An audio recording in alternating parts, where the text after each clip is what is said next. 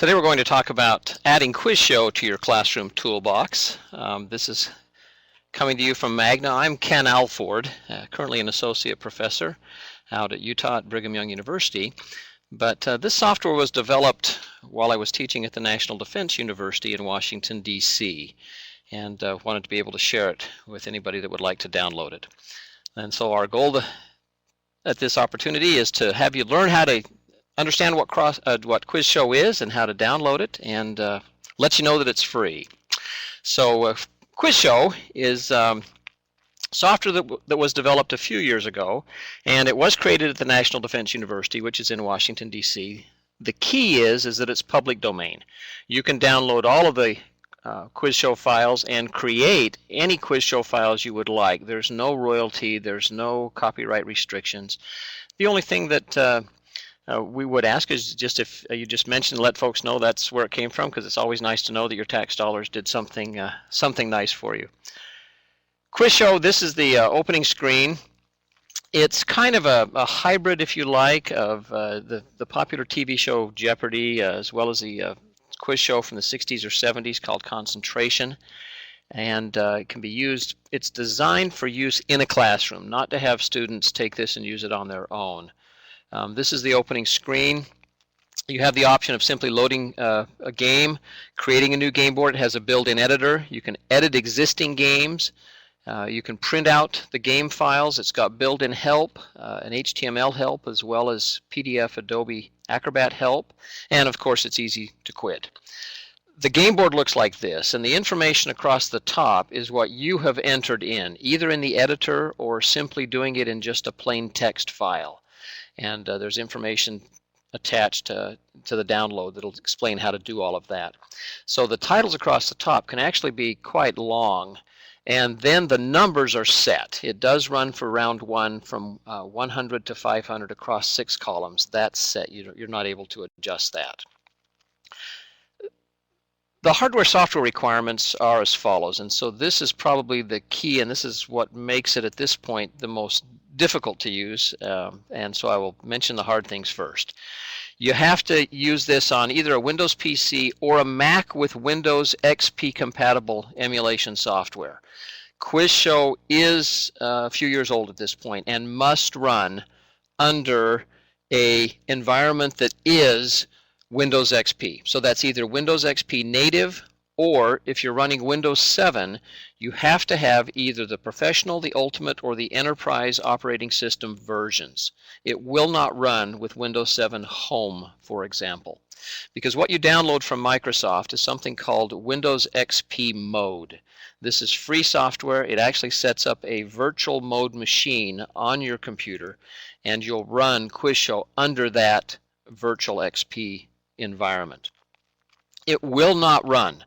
QuizShow will not run with Vista. Just don't try. It just won't work. So how do you get started? Well, the software is available on Magna's website, and you can download it. Here's the link, and you're welcome to take all of the files. You're welcome to come back and get this as many times as you'd like. You're also welcome to share it anywhere you would like. And the following files are available, just very briefly. The program file is an executable file. It's a standalone executable. There are no supplementary files. You don't have to load it into your registry.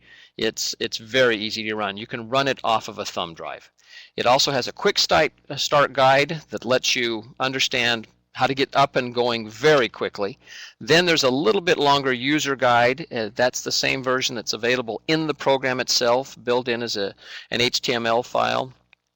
And then there's a game template file showing how very quickly with an editor like WordPad or Notepad, or even Word, if you save it as a plain text file, you can create a very simple file for use in QuizShow. It's a very simple, straightforward format.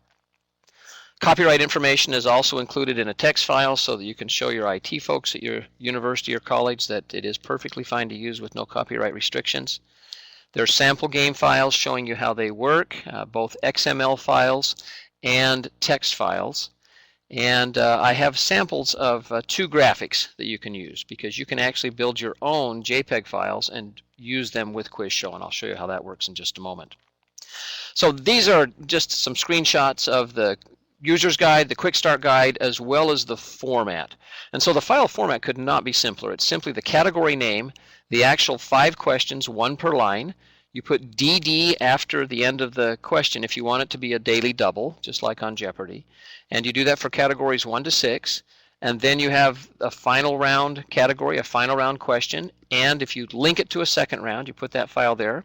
And if you're using a background image, it goes last. That's it. That's all that's in the file. So you can quickly create a game file.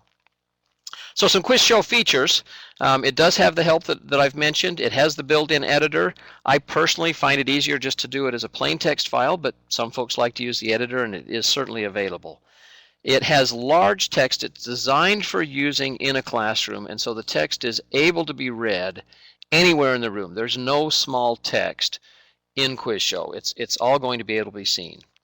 And you can play it with or without sound. It has sound effects built in, but sometimes that's not appropriate, so it's very easy to turn that off. And as I mentioned, very easy game file formats. This shows the built-in help. It's all HTML. You just click through. It'll give you all the help you need, and it's available if you just have the help file in that folder. Here's what the editor looks like, and here's what it looks like after you've typed information into it.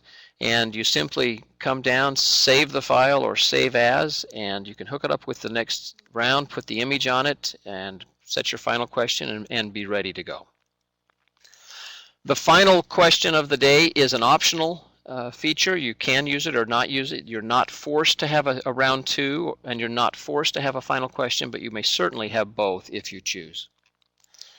The background images feature is kind of a game within a game, and what that gives you the option to do is it hides an image behind the questions cards, and the user guide has complete details, but basically it looks like this. So as students start to run through the board and have started to clear questions, each time they pull up a question, that card clears away and you see a portion of whatever picture is behind.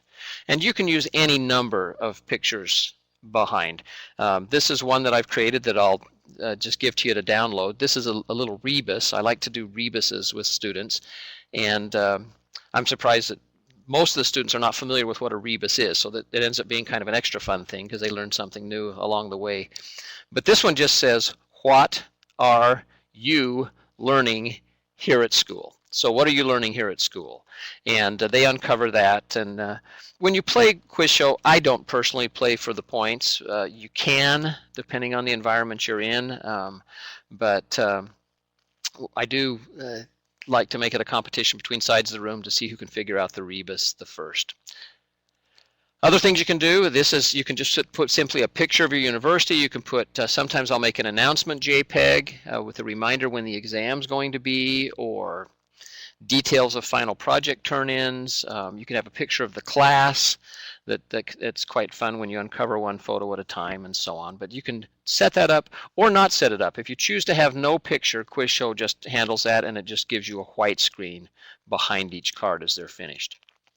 So the bottom line of QuizShow is try it. You'll like it. It's free. You've got nothing to lose, but I do need to stress it has to be in that XP environment. You must run through and use it in the environment that it's in. So what I've just done is switched over just to show you what the program looks like. All of the files have to be in the same folder, whether that's on a thumb drive or on your hard drive or on the network.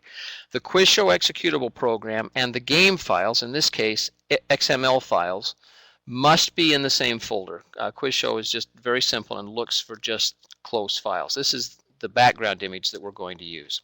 So I'll load up QuizShow, click to enter, and here's the editor and the other options. We're just going to play a game. I'm going to load a file called Presidents, and again the sound is turned on. We'll just run across here, Presidents before 1800. You can see the text is very large. This would be easily seen in the classroom, and it has a reminder of the point value if you're playing for that, and the title. You can do these in the form of a question like Jeopardy, or simply make it just a question itself, however you want to play. The answer here would be Mount Vernon, the home of George Washington. Answer here would be, it's in Liberia. It's Monrovia, named after James Monroe. And so as you go across, you can see that each part of the puzzle is opening up. The president that had the special bathtub was Taft. That's because he was so large he couldn't fit in the regular White House bathtub. But then, just to give you a feel, you can play this. If you wish to reset it for any reason, you simply click refresh, and that will redo that game board. If, for example, you've just finished 1 hour and you want to do the exact same, you don't have to reload everything, just refresh. If you want and have a second round, you can click on round 2, and here we have some additional presidential questions, and you'll notice there is no background image this time, so it would just be white screen. And in this case, I do have a Final Jeopardy or Final Quiz Show answer set up, and the category would be presidential musicians, and the answer would be list 2 presidents who played the piano.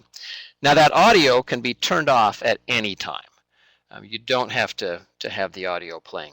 When you're finished, you simply click quit, and you're good to go and back to your environment. So that's Quiz Show. Have fun. Give it a shot. Thanks.